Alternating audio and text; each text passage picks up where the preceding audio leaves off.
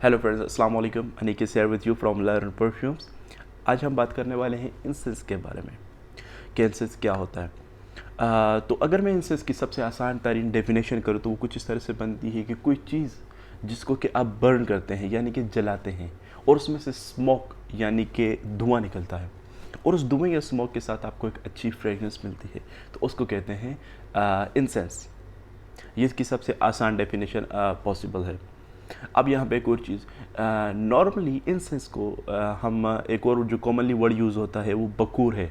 अगर आप एशियंस हैं या फिर आप मिडिल ईस्ट में रह रहे हैं तो ये वर्ड आपने इंसेंस की जगह पे आपने बकूर वर्ड कॉमनली सुना होगा। अब बकूर को सबसे कॉमनली लोग इसको ऊद से ही कंपेयर करते हैं कि ये ऊद होता है या फिर सिर्फ ऊद ही होता है। जो ऊद की चिप्स होते हैं, ऊद चिप्स होती हैं, इनसे कंपेयर किया जाता है। सो फ्रेंड्स, ऐसा नहीं है। इसके काफ़ी ज़्यादा टाइप्स हैं, काफ़ी ज़्यादा इसकी वेरिएशंस बनती हैं जिसको हम आहिस्ता आहिस्ता इंशाल्लाह सीरीज़ में आगे की वीडियोज़ में कवर करने की कोशिश करेंगे। तो but for now incense is not only oud chips, इसकी बहुत ज़्यादा वेरिएशंस पॉसिबल हैं। अगर हम बात करें इसको यूज़ कहाँ पे करना चाहिए तो आप इसको घर में यूज़ कर सकते हैं, आपकी फैमिली गैदरिंग जो पार्टीज़ हैं उसमें यूज़ कर सकते हैं। अगर आप इसको हाल में बर्न करेंगे तो आपके पूरे हाल में एक बहुत ही अच्छी फ्रेगनेंस फैल जाएगी। इसके अलावा आप इसको अपने कपड़ों में यूज़ कर सकते हैं, अपनी बॉडी के अंदर यूज़ कर सकते हैं। अब फ्रेंड्स, कपड़ों में तो हम परफ्यूम भी यूज़ कर सकते हैं, तो फिर ये कैसे एक दूसरे से डिफरेंट हुए।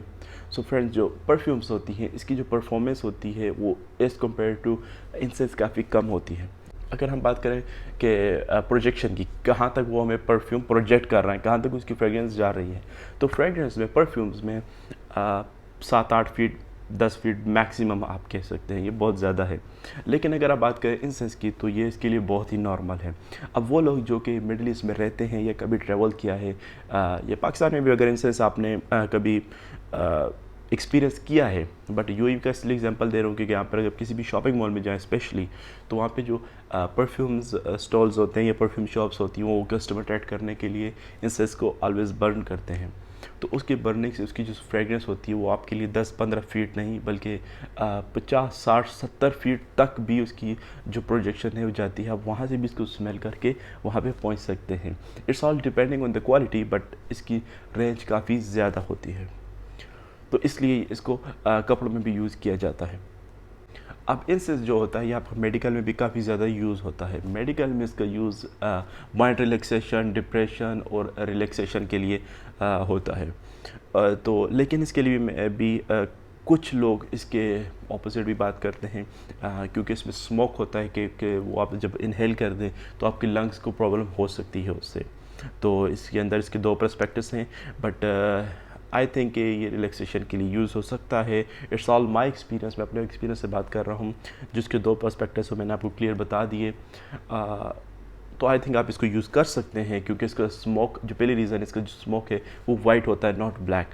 तो वाइट जो स्मोक होता है वो आपको इतना डैमेज नहीं करता है as compare to the black one. But हाँ, आप कुछ सेफ्टी प्रिकॉशंस ज़रूर लें, जैसे कि आप इसको कभी भी अपने नाक या मुंह के बहुत पास ना लें ताकि वो डायरेक्टली इनहेल ना हो।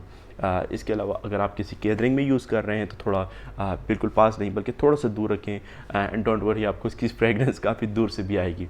तो आई थिंक इस तरह से आप इसको यूज़ कर सकते हैं।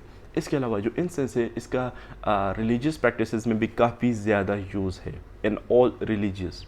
अगर हम बात करते हैं हिंदुज़म की तो आपने वीडियोस में देखा होगा या कभी अब आपने शायद एक्सपीरियंस किया हो कि वो जब पूजा वगैरह अपना करते हैं तो उसमें आप उसमें इंसेंस यानी कि एक इंसेंस की ही एक टाइप अगरबत्ती को आप वो यूज़ करते हैं। अब अगरबत्ती भी इंसेंस की ही एक टाइप है।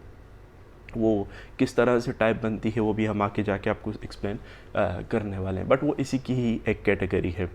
इसके अलावा अगर हम बात की जाए क्रिश्चियंस की तो उसमें जो उनकी एक होली बुक है, होली बाइबल, उसमें भी इंसेंस के बारे में कुछ ज़िक्र है। अभी आई एम नॉट श्योर वो क्या लाइन थी, बट उसका भी उसमें आपको कुछ वर्ड्स मिल जाएंगे इंसेंस के बारे में।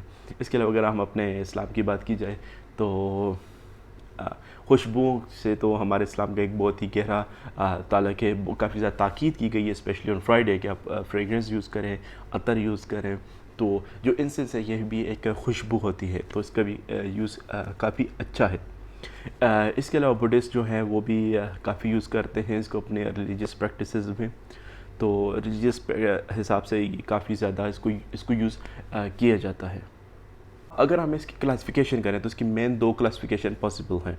The first one is direct burn incense, the other one is indirect burn incense. इसकी ये दो मेन क्लासिफिकेशन पॉसिबल है, बट इन दोनों टाइप्स में मज़ीद आगे इसकी काफ़ी ज़्यादा वेरिएशंस अगेन बन सकती हैं, जिसको हम इंशाल्लाह अगली नेक्स्ट वीडियो में कवर करने की कोशिश करेंगे। आज के लिए बस इतना ही। नेक्स्ट वीडियो में हम इनको कैसे बर्न करते हैं और कैसे डिफरेंट है, इन चीज़ों पे ही डिस्कशन करेंगे। तो अभी से आप हमारे साथ कनेक्टेड रहें ताकि आप नेक्स्ट वीडियो को मिस ना करें। तब तक के लिए अल्लाह हाफ़िज़।